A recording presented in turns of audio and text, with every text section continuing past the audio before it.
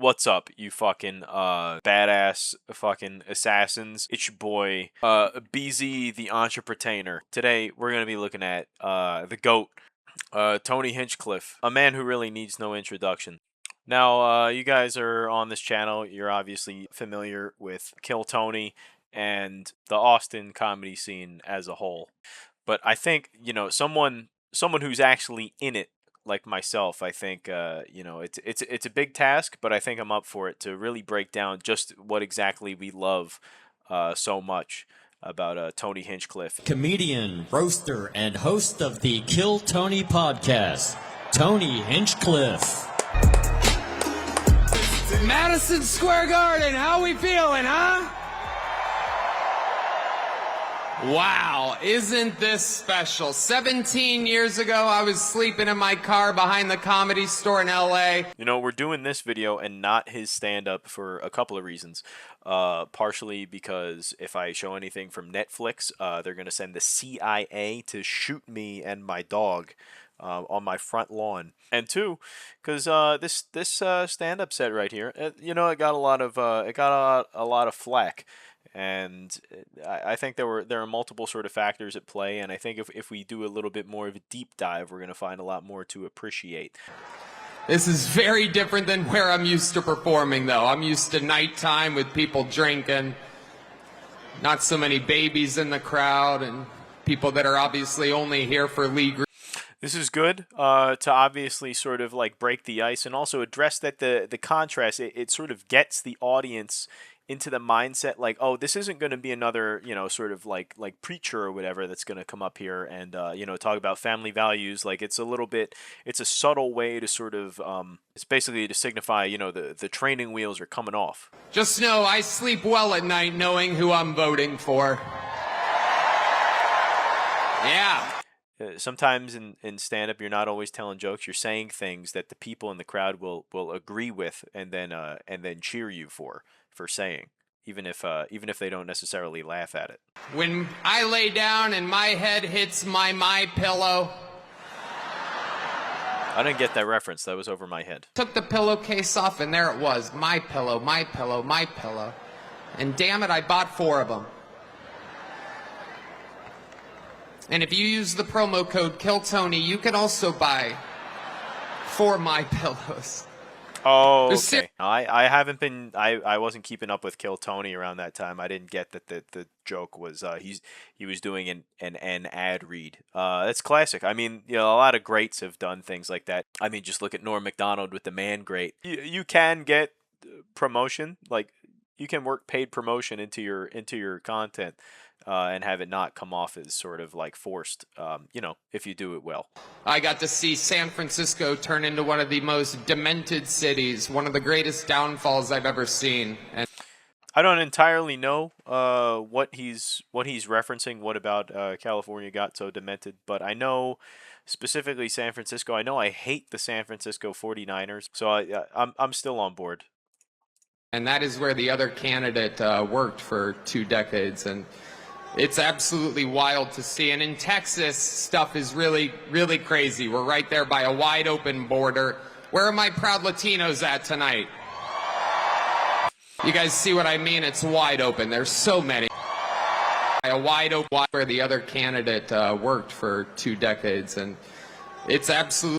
So they throw a little bit of shade towards Kamala Harris in there, after to juxtaposition with the downfall of California, obviously, to give them something to boo at, keep the fans engaged, and then watch this. Absolutely wild to see. And in Texas, stuff is really, really crazy. We're right there by a wide open border. Where are my proud Latinos at? So they're talking about how bad everything is, but then you get the crowd back up, and some people might call this abrupt, but not me. So watch this. Tonight.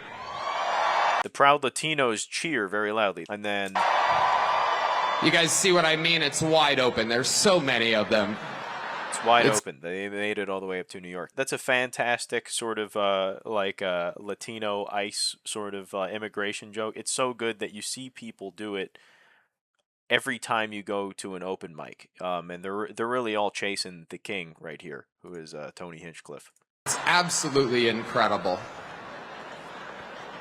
Believe it or not, people, I welcome migrants to the United States of America with open arms. Open arms. And by open arms, I mean like this. He welcomes them. He says he welcomes them with open arms. But the reveal is that he's not actually opening them. So he was fibbing right there. And the open arms, it was actually a play on words because his arms are open technically while making this. It's very Mark Normand-esque. You know, a lot of people new to comedy have a grip on doing sort of wordplay jokes like that. But not all of them can master them quite the way that Tony does right here. So you know, kudos again. We're batting a 1,000 right now. And these Latinos, they love making babies too. Just know that. They do. They do. There's no pulling out. They don't do that. They come inside, just like they did to our country. Top tier wordplay joke. They come inside of our country just like you would cream pie a woman so that you would make offspring. High level stuff right here. Free speech is under attack, people. Free speech is under attack. Let's see where he goes with this. I host a show, and each week I get updates what words we're allowed to use and not use anymore. I can only assume he's talking about Brian Redban, who is telling him what words he is and isn't allowed to use on his show. If that show is Kill Tony, I guess it must be a different show then, because you would be telling yourself what words you can and can't use. Anyway. It's happening right now the past few years. It's a real thing. And, you know, used to be able to tell people to Google stuff. My mom's a boomer in the state of Ohio, and there's no convincing her of anything. She's eating the cats. There was a lot going on. This is a very complicated joke. Let's run this back. Use and not use anymore. It's happening right now. They're attacking our free past speech. Few years. It's a real thing. And to that point, you know, used to be able to tell people to Google stuff.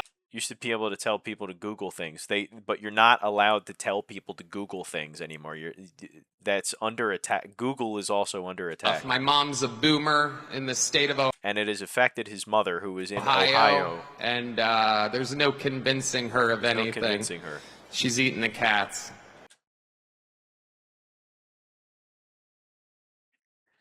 So since Tony Hinchcliffe's not allowed to tell his mom to Google things anymore, and she lives in Ohio, Tony Hinchcliffe's mom has been convinced that she is a Haitian immigrant and is now required to eat cats because of that. So now some people might call that incoherent. You would be the same people who think that the bong hit transplant joke is incoherent. It's going over your heads. You're telling on yourself. She's eating the dogs. They're eating the pets up there. And they're eating it up. They're eating the cats, they're eating the dogs, and they're eating this shit up. You know, there's a lot going on. Like, I don't know if you guys know this, but there's literally a floating island of garbage. This is it. This is why we're here. This is the joke. This got us in some hot water. This got all of us. All of the comedians in the world. We are Tony Hinchcliffe. It really, really is. And, you know, there's a lot going on. Like, I don't know if you guys know this, but there's literally a floating island of garbage in the middle of the ocean right now. Yeah. I think it's called Puerto Rico. Oh. That's such a good joke because Tony Hinchcliffe can go into any single room. He can do this joke anywhere. He can go to frickin' Australia and say there's a floating island of garbage. Oh, it's called New Zealand. He can go to fucking Britain. There's a floating island of garbage. It's called Ireland. It's a perfect joke because you can do it anywhere. I like it. I have other policies that I think should be implemented as well. Like me personally, I think football should be all year round. Tony Hinchcliffe thinks football should be all year round, which is a preposterous statement to make. It's an absolutely ludicrous claim, but it looks like he's getting people to cheer for it. Yeah. So many great athletes. I don't know about you guys, but I think that Travis Kelce might be the next O.J. Simpson. And just as how preposterous as it looked initially, football players can't play all year. They take too much head trauma, they would go crazy. And then that's actually the joke. So if you're following along, that's going to be even funnier to you. So that's why you would want Travis Kelce to kill Taylor Swift so she stops making shitty music. All right. Heck yeah. It's a cool black guy with a thing on his head. Heck yeah, I guess free. Heck yeah, even the free speech warriors stop him from saying the F word at the Trump rally. But that's how deep it goes. I'm just kidding. That's one of my buddies. He had a Halloween party last night. We had fun. We carved watermelons together. It was awesome. You guys. Oh, black people liking watermelon is a very uncommon joke to make. So that's why. Tony Hinchcliffe. It's called they grow out of the ground, but that's don't call it low hanging fruit. It is though. It's crazy times we're living in. I mean, all these pointless wars. Wars. And now we're here celebrating all the pointless wars ending. Thank God. When it comes to Israel and Palestine, we're all thinking the same thing. Settle your stuff already. Best out of 3. Rock, paper, scissors. You know the Palestinians are going to throw rock every time. I'm an elite comedian as well, just like Tony Hinchcliffe, so I know that he's going to have a paper joke for the Jewish people in the opposition of rock, because obviously the Jews are going to crush Palestine, and paper beats rock. Palestine's throwing rocks. Paper is as in paper like money, which is a Jewish stereotype that they are very affluent and greedy. So let's see if that's if I'm correct in that. But you also know the Jews have a hard time throwing that paper. You hear that? Sounds like golden ticket for your boy right here. Hillary Clinton said that this is a Nazi rally here today.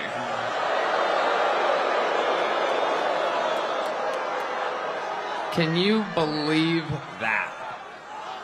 For the most anti-war president of my entire lifetime, and she calls him Hitler. Let me remind you, Hillary, it was your husband who shot innocent people, or as he called them, interns. He flirts with getting into the sort of Bill Clinton sort of assassination allegations, but then just but then swerves it and makes it a little bit more lighthearted, while still cutting into the Clinton sort of clan when he's talking about the questionable relationships with the interns. Masterful stuff. Yeah, Hillary, I bet you did not see that one coming.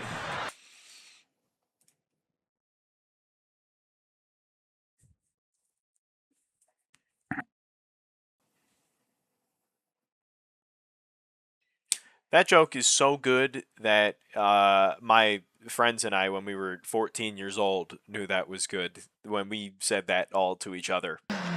Fearless.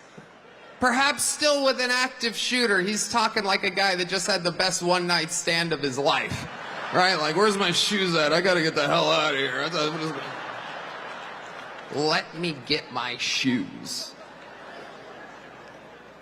And then the fight. What he did was so cool that Biden got COVID. Oh, yeah.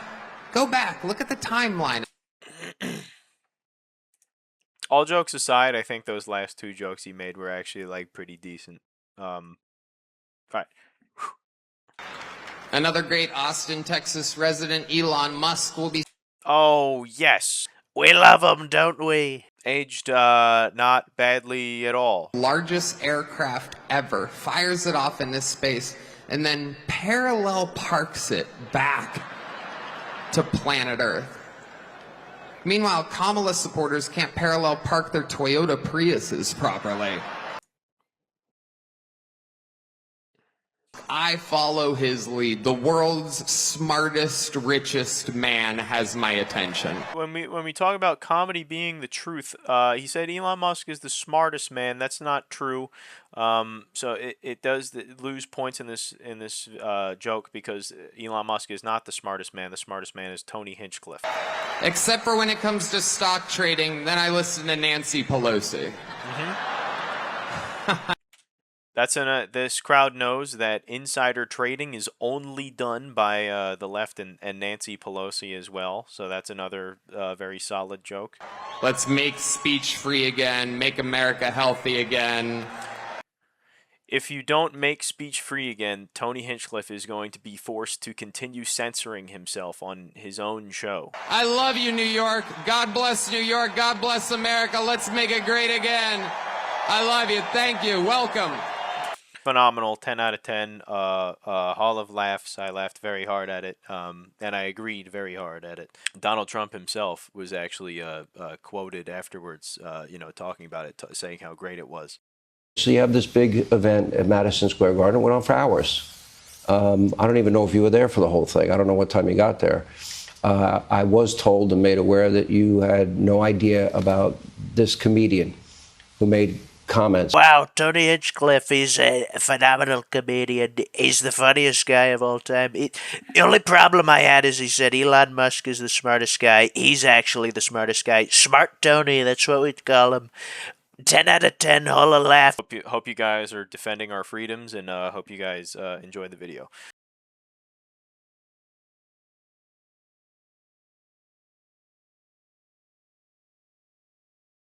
Yeah, no, obviously Tony Hinchcliffe fucking blows ass. Anybody who's mad at me for saying that has already stopped watching the video, but I don't know, I've seen his specials before. That's the same shit. But yeah, whether it's him doing the fucking rally or the black community is so proud of you right now. George Floyd is looking up at us all, laughing so hard that he can't breathe. That's as lazy as that did not see that coming joke that was in that set. It's just, but because you said something that is going to obviously be offensive to like a lot of people, you get to fall back on this like victim card where you're like, they're attacking my freedoms. It's just like, no, you just suck.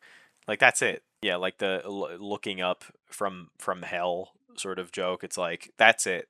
The joke is that George Floyd deserved to die. That's literally the entire joke. And like the most common response to having a problem with that is like, which I've heard people say a lot, is like, oh, well, the Charlie Kirk jokes. It's just like, okay, sure, like, point taken, but you also, it's not correct to equate them at the same time. Like, if you like, it is perfectly valid to think that the Charlie Kirk jokes are funny and not think that the George Floyd jokes are okay. I mean, they're gonna exist either way for both of them. Rip, neither person should have died. There's a difference between like an outspoken, like, professional agitator agitating someone so bad that he gets literally killed, and then a guy who is just sort of one day on camera just choked to death by public servants. And he's literally just a guy.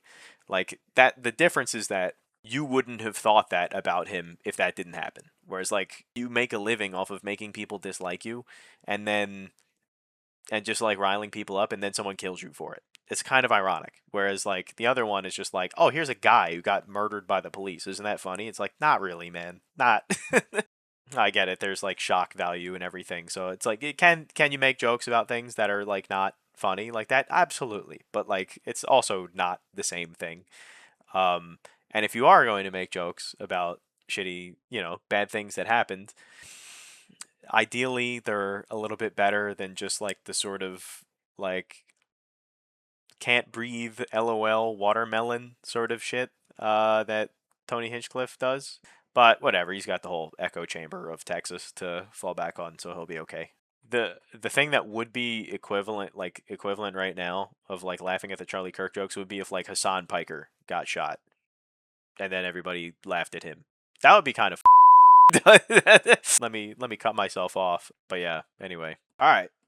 We're done. If you liked this video, thank you. If you didn't like the video, cry about it. I'm actually going to be in a comedy competition that's going to be streamed on Twitch. I'm not sure when it's going to be by the time you're seeing this, but May the 30th, that's this Saturday at 7:30 p.m. Twitch.tv. Look up Idiot Box Comedy. Shows normally start a few minutes late, but I'll be on there. And if you want to hate watch it and hope I bomb, fucking go for it, man. And if you don't, and if you're just curious and you're wondering if I'm going to do a better 5 minutes than Tony Hinchcliffe, hey, May 30th, 7:30 p.m.